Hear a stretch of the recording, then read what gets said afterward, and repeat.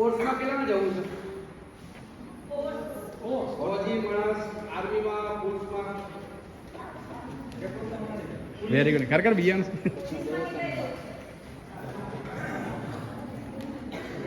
આપણે જવું નથી વાંધો નહીં, આપણા ઘરે બગલશે નહીં બનાવવાનું, પણ આપણે જે જવાનો અત્યારે આપણે વચ્ચે આપણા દેશ માટે જે સરહદની સુરક્ષા કરતા હોય, મંત્રીની સુરક્ષા કરતા હોય, જે દેશ માટે શહીદ થતા હોય, એમના માટે આપણે આર્થિક નહીં પણ એમને માન સન્માન કંઈક મળે એના માટે આપણે યોગદાન આપવું જોઈએ પણ આપવું જોઈએ. તો દરેક આપણા પાસે સોશિયલ મીડિયા ખૂબ એક્ટિવ છે, સક્રિય છે. આપણા બીએસએફ બોર્ડર સિક્યુરિટી ફોર્સ કે પાકિસ્તાન અને બાંગ્લાદેશ બોર્ડરની સુરક્ષા કરે છે. ITBP Indian Tibet border police force જે ચીન બોર્ડરની સુરક્ષા કરે છે. એસએસબી સશસ્ત્ર સીમા બળ નેપાળ અને ભૂટાન બોર્ડરની સુરક્ષા કરે છે. આસામ રાઇફલ બર્મા બોર્ડરની સુરક્ષા કરે છે. સીઆરપીએફ વિશ્વનું સૌથી મોટું લાર્જેસ્ટ પોલીસ ફોર્સ જે નક્સલવાદી પ્રભાવિત વિસ્તારો વીડીએફની સુરક્ષા તમામ જગ્યાએ 2019માં પુલવામામાં જે સવાન શહીદ થઈ ગયા કે આપણા સીઆરપીએફના જવાનો શહીદ થયા છત્તીસગઢ નક્સલવાદી વિસ્તારમાં થતા હોય છે. સીઆઈએસએફ એરપોર્ટ સ્ટેશનોએ મેટ્રો સ્ટેશન જાઓ, ઇસરો અતિ મહત્વપૂર્ણ ભારત દેશની સંપત્તિની સુરક્ષા આપણા સેન્ટ્રલ ઇન્ડસ્ટ્રી સિક્યુરિટી ફોર્સના જવાનો થતા હોય. આર્મી એક અલગ પાર્ટ છે, આ ગૃહમંત્રીના અધીન આવે છે. જે આર્મી સેના લશ્કર એ પણ આવો યુનિફોર્મ પહેરતા હોય છે.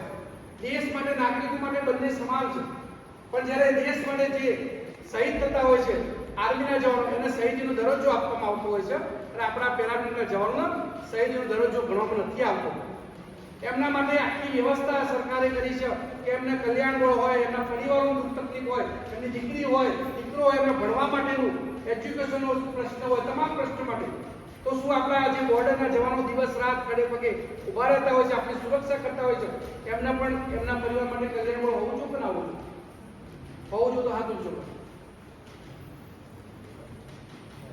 આપ સૌ યુવા છો, ભવિષ્યનું આપ સૌ આપણા દેશનું ભવિષ્ય છો. જો યુવા કહેવાય દેશનું ભવિષ્ય કહેવાય. તો હું આપ સૌને ખાલી વિનંતી કરીશ કે ગઈકાલે કારગિલ વિજય દિવસ આપણે મનાવ્યો. આજે સીઆરપીએફનો સ્થાપના દિવસ છે.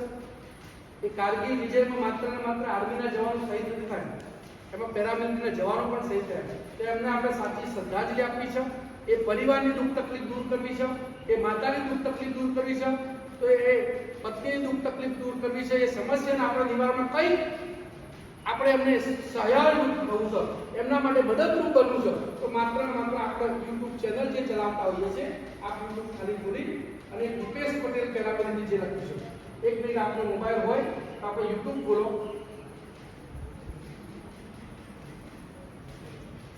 યુટ્યુબની અંદર જે દીપેશ પટેલ તમે લખશો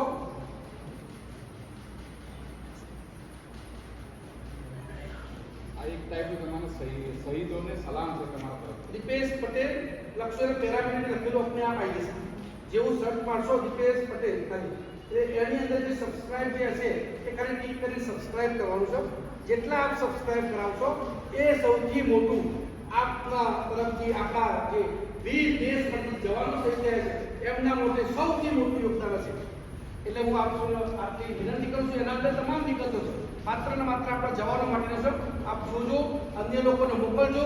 કોઈને અંદર ભરતી થવું હોય છે, દીકરીઓ પણ અત્યારે ભરતી થાય છે ફોર્સમાં અને દીકરાઓ પણ થતા જ હોય છે તો ખબર જ છે, પણ વિશેષ કરીને આજકાલ દીકરીઓ પણ થતા હોય છે. તો આપને પ્રોપર ગાઈડલાઈન આ યુટ્યુબના માધ્યમથી પણ મળતું રહેશે. અને કોઈ પ્રશ્ન હોય તો એમાં તમે કોમેન્ટ બોક્સમાં લખો, અમે આપને જરૂર મદદ કરશું, આપને સાચી દિશા તરફ લઈ જશું કે અહીંયા આગળ શું શું આમાં આની શું ડિફિનેશન છે, શું એમાં ડિફરન્ટ છે, એ જે તફાવત હશે એના વિશે પણ આપણે સૌનો અવગત કરો. તો વિશેષ જો આપણે ખરેખર સાચા દિલથી આપણે જવાનો ચાહતા હોઈએ કે જે દેશની સુરક્ષામાં પોતાનું યોગદાન આપે છે, એમના માટે આપ સૌ આ એટલીસ્ટ સબસ્ક્રાઇબ ખાલી કરવાનું છે અને એની પોસ્ટને લાઈક કરજો, શેર કરજો, કમેન્ટ કરજો. આટલી મારી આપ સૌને વિનંતી, પ્રાર્થના. જય હિન્દ, જય ભારત.